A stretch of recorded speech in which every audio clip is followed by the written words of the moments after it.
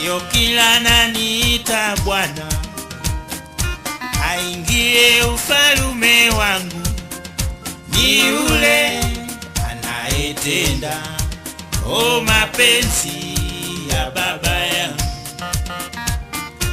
Wengi watasema siku hiyo, kwa jina lako tulitoa pepo, na ndipo nitawaambia tokeni, sikuwajua.